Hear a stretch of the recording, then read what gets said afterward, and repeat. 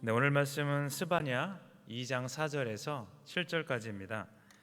네, 오늘 말씀은 스바냐서 2장 4절에서 7절까지입니다.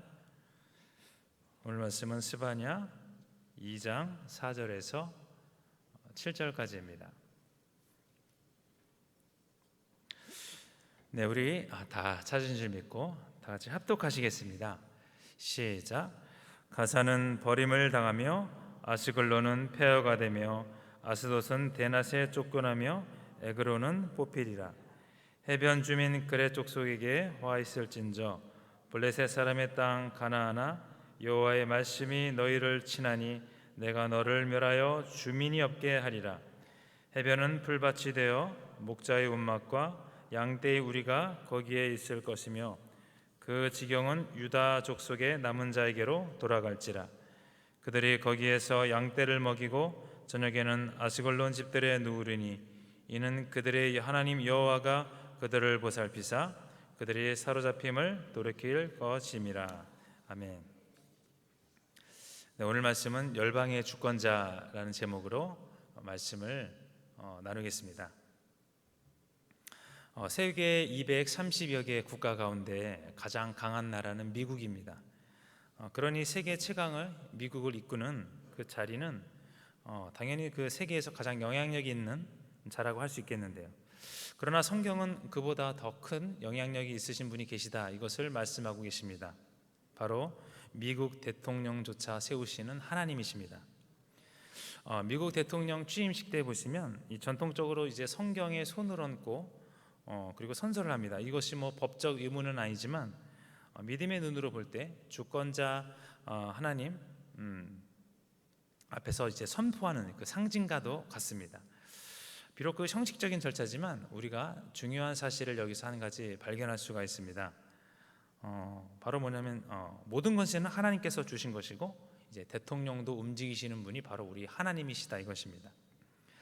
로마서 10장 1절에 이렇게 말합니다. 각 사람은 위에 있는 권세들에게 복종하라. 권세는 하나님으로부터 나지 않음이 없나니 모든 권세는 다 하나님이 정하신 바라. 네, 그러므로 우리도 이제 그 주권 앞에서 이제 겸손히 이제 서야 됩니다. 블레셋은 그 5개의 도시로 형성된 도시입니다. 근데 이제 오늘 본문에 보시면 블레셋도 이제 그마저도 유다에게 뺏기게 되는데요. 하나님이 일하시니 그렇게 됩니다. 블레셋의 심판은 4개의 도시입니다. 가사는 버려지고 아스글론은 황폐해지며 아스돗은 쫓겨나고 에그로는 뽑힌다, 오늘 그렇게 표현합니다. 블레셋은 철저하게 버려지며 황폐해지는데요. 그것도 이제 대낮에 뽑히며 유다에게 넘어간다, 이렇게 말하고 있습니다. 그 긴 세월을 가나안에 거주하면서 살면서 블레셋은 이제 완전히 그 영원히 자취를 감추게 되는데요. 하나님이 일하십니다. 그렇기 때문입니다. 그것도 이제 신속하게 점령당하여서 대낮에 빼앗긴 블레셋 땅을 저녁에 유다가 차지한다, 이렇게 또 표현합니다. 화가 임했기 때문입니다. 물론 그 대대로 나라가 흥할 수는 없지만 블레셋도 이제 하나님의 뜻에 어긋났기 때문에 그런 결과를 맞이하게 되는데요. 그러니 이제 반대로 하나님을 영화롭게 하면 돌아올 복을 우리가 확신할 수가 있습니다. 해변을 거점으로 살아온 그레 족속, 블레셋 족속이라고 하죠. 다른 이름입니다. 하나님은 내가 그 땅을 멸하겠다, 이렇게 말씀하시고 다시 이제 심판을 이제 선언하십니다. 하나님이 한번 말씀하신 것은 반드시 이루어지기에 이제 그 말은 거짓이 아닙니다. 그 결과 이제 그들의 땅은 이제 거주민이 사라지고 양떼를 위한 목초지로 변하게 되는데요. 그래서 해변에 사는 블레셋은 멸망의 땅이 되지만 반대로 유다 족속에게는 기업으로 주어집니다. 대낮에 뺏긴 블레셋의 집도 유다 백성이 차지하게 되는 것입니다. 실제로 그 포로기 이후에는 이제 더 이상 블레셋이 나오지 않습니다. 그런 이제 그것은 이제 그동안 출애굽 백성이 과업을 이제 결론적으로 하나님이 성취하셨다, 이것을 이제 말씀하고 계십니다. 그러나 그 모든 백성이 또 복을 누리는 것은 아닙니다. 오직 남은 자만이 이제 복을 누릴 수가 있습니다. 이 복의 근거는 하나님께서 그들을 사로잡힘에서 이제 돌아오게 하시기 때문입니다. 회복의 모든 것을 지고 계신 분이 하나님이십니다. 결국 하나님의 주권은 자기의 백성을 구원하시고 또 그 일을 하시는 분을 우리가 믿는 것은 그분에게 복을 받는 바로 지름길이다 이것입니다. 하나님이 임재하신 곳은 축복의 땅 아니면 저주의 땅이 됩니다. 그래서 하나님의 주권은 참 독특한데요. 공의와 정의가 굉장히 확실하십니다. 우리는 하늘의 주권자 하나님을 믿고 있습니다. 오늘 하나님의 주권으로 말미암아 믿는 자는 복을 받고 그렇지 못한 자는 이제 멸망의 자리에 서게 됩니다. 바로 그 블레셋이 크게 당함으로 하나님의 주권을 우리가 알 수 있습니다. 주권이 그분께 있으니 우리는 아무것도 손댈 수 없는 이제 그런 존재입니다. 오늘 믿는 유다 백성에게 대신 블레셋의 땅을 주겠다 이렇게 하나님께서 말씀하십니다. 사실 유다 족속도 잘한 것은 없지만 유다 족속의 그 남은 자들에게 그것을 주겠다. 오늘 이것을 이제 말씀하고 계십니다. 팔은 이제 안으로 이제 굽는 것이죠. 하나님의 속마음은 이제 택하신 백성들을 살리시겠다 이것을 말씀하십니다. 그러니 우리들이 걱정 가운데서도 사실 희망으로 살아갈 수가 있습니다. 안개가 자욱히 낀 상태라도 또 실타래가 막 얽힌 이제 그런 상태라도 하나님은 능히 그것을 없애고 이제 풀 능력을 가지고 계신다 이것을 말씀드립니다. 하나님의 주권을 근데 생각할 때 우리는 두려워지기도 합니다. 하지만 우리가 믿음의 눈으로 우리가 그것을 바라볼 때 두려움이 아니라 하나님의 온전한 사랑을 느낄 수도 있습니다. 땅의 주권자가 아니라 하늘에 있는 주권자이시기 때문에 우리는 안심하고 하루하루를 또 살아가고 믿음으로 우리가 나아가야 할 줄 믿습니다. 그럼 어떻게 하나님의 완전한 주권자 하나님을 우리가 믿을 수 있을까요? 바로 오늘 성령을 소멸치 말고 나아가기 원합니다. 성령이 우리들을 좋은 곳으로 쉴만한 물가로 인도합니다. 어려움은 있으나 거뜬히 이길 수 있는 것은 바로 우리가 성령이 우리를 돕기 때문입니다. 내 안에 성령이 하나님을 증언하고 따르게 만듭니다. 또 물론 그 성령은 하나님의 주권을 인정하게 만드는 영입니다. 그러니 우리가 성령을 소멸치 말고 근신하는 것 참 너무나 좋은 일입니다. 성령은 그분이 하나님을 증거하며 믿음도 주시고 지혜도 주시고 능력도 주시는 분입니다. 진정한 주권자가 또 누구인지 이제 우리에게 알려줍니다. 그러니 우리가 항상 기도하는 것은 너무나 중요한 일입니다. 기도함으로 우리가 하나님을 더 가까이 더 자세히 이제 바라볼 수가 있습니다. 그러니 이제 성령 충만과 기도는 함께 나아가는 것입니다. 우리가 분리해서 생각할 수 없는 것이죠. 이번에는 모압과 암몬인데요. 모압과 암몬이 잘못한 것은 유다 백성을 비방하고 자기가 가진 땅을 자랑한 것입니다. 아니땐 굴뚝에 연기가 나지 않지요. 자랑은 사람에게도 하나님 앞에서도 옳게 여김을 받을 수 없습니다. 그러나 더 궁극적인 죄는 바로 이스라엘의 하나님을 비방한 것이었습니다. 결국 그 하나님의 백성을 비방하는 것은 바로 하나님을 비방하는 것입니다. 그러므로 이제 심판이 시작됩니다. 하나님은 시건치 않으십니다. 선한 일을 한 자에게는 선한 일로, 악한 일을 하는 자에게는 악한 것으로 나아가는 것이 하나님의 일입니다. 하나님의 그 말씀, 생명을 두고 하신 맹세인이 반드시 실현되는 것입니다. 그러므로 사람이 손을 쓸 수 없습니다. 그뿐 아니라 만군의 여호와 또 이스라엘 하나님 말씀이라고 이제 확언함으로써 승리를 확실시 하십니다. 하나님의 다른 이름은 승리입니다.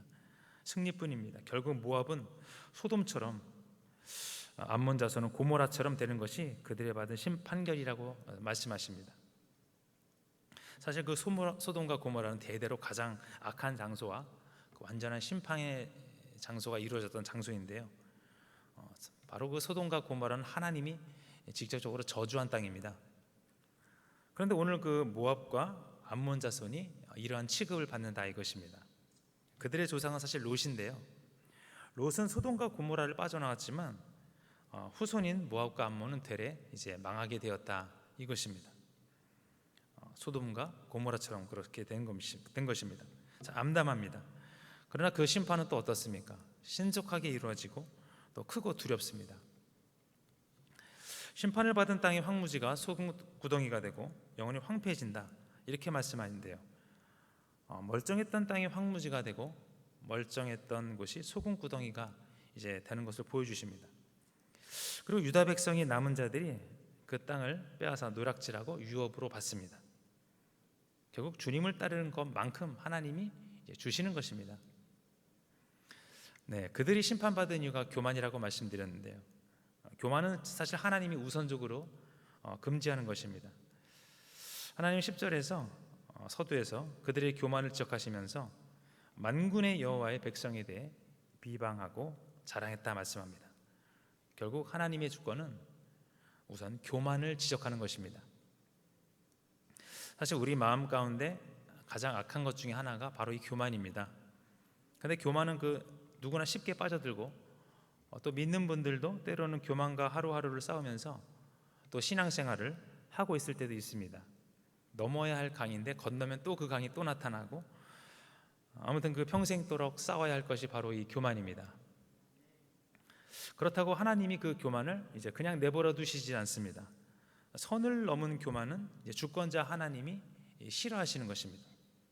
누구나 하나님의 징계를 이제 받기 좋아하는 사람은 없습니다. 그러나 인간은 교만이라는 감정에 너무나 약합니다. 쉽게 무너집니다. 그래서 하나님이 우리에게 개입하시는 것입니다. 암몬과 모압이 그랬던 것처럼 방심하고 넘어지면 그렇게 이제 되는 것인데요. 세상에는 사람을 교만하게 만드는 것이 참 많이 존재합니다. 예수님을 믿지 않는 사람들은 이 감정을 지니고 살고 또 합리화를 하죠. 그러나 하나님이 주권 아래 심판하시면 이 모든 것들이 바로 사라지는 것이 바로 이 교만입니다. 그래서 사람은 이제 교만으로 먼저 우선 영혼이 무너집니다. 살며시 들어와서 각종 안 좋은 일들이 벌어지게 됩니다. 많은 사람들이 교만함에 머물러 있으나 본인이 마음에 교만이 있다는 것을 잘 인지하지 못합니다. 인정하지 않죠. 그러나 우리가 하나님의 주권 아래서 반드시 그 교만은 사라진다는 것을 알고 있어야 합니다. 어떻게 교만을 물리치고 열방의 주권자 하나님을 우리가 인정할 수 있을까요? 교만은 세상을 참 진솔하게 살아보면 내가 어느 위치에 있는지, 어느 정도 교만한지 알 수 있습니다. 성실한 삶 가운데 우리가 배울 점은 참 많습니다. 진솔과 성실한 삶은 결국 하나님이 이끄셔야 하지만 우리가 말씀 가운데서도 또 살고 믿지 않는 사람이라면 나의 욕심부터 이제 버리는 것이 필요합니다. 욕심이 잉태한 즉 죄를 낳고, 또 교만은 넘어짐의 앞잡이입니다. 그래서 서로 욕심과 교만은 사촌 관계입니다. 욕심을 내려놓으면 그래서 우리의 삶이 조금씩 보이기 시작합니다. 그러나 이것을 버리지 못하면 우리의 영혼은 쳇바퀴 돌듯 지나갈 수 있습니다. 결국 욕심을 버리는 것이 이제 복입니다. 여기 계신 모든 분들 욕심을 버리시고 하나님만 쫓아 나오시지 않았습니까? 네, 결론입니다. 하나님은 열방의 주권자로서 모든 것을 하실 수 있으십니다. 특히 오늘 본문처럼 악하고 교만한 민족들에게 막대기를 드시는 분이 하나님이신데요, 주권자만이 할 수 있습니다. 좋으신 하나님, 그러나 하나님은 하늘에 계시고 우리들은 땅에 있다는 것을 우리가 명심해야 됩니다. 그래서 우리가 좀 더 겸비하고 낮아지는 섬기는 삶으로 우리 인생을 설계하여 하나님을 기쁘시게 해드리는 참 신앙인으로 성장하고 나아간다면 우리의 삶과 인생에서 더없이 많은 기쁨과 은혜가 넘쳐날 것입니다. 오늘 하루도 승리하시는 저와 여러분 되시기를 예수님 이름으로 축복합니다. 기도하시겠습니다. 하나님 아버지, 열방의 주권자라는 제목으로 말씀을 전했습니다. 오늘 주신 하루도 감사함으로 살아가기를 원합니다. 특별히 주권자이신 하나님께서 오늘 이 시간도 우리와 동행하시고 돌보시니 감사합니다. 열방의 주권자이시니 더욱더 우리를 돌보시고 책임져 주시고 우리는 항상 주님의 얼굴을 향하여 부르짖게 하시며 간구하는 심령이 되게 하여 주옵소서. 주권자 앞에서 겸비하게 하시고 겸손과 성실로 살아가게 하셔서 주님이 마침내 주실 은혜와 복을 생각하며 하루하루를 기쁨으로 살아가게 하여 주시옵소서. 헌금 드린 손길 위에 함께 하시고 그 가정과 하시는 일 위에 복에 복을 더하시며 은혜 위에 은혜를 더하여 주시고 영육간에 강건함으로 주시고 인도하여 주시옵소서. 예수님의 이름으로 기도합니다.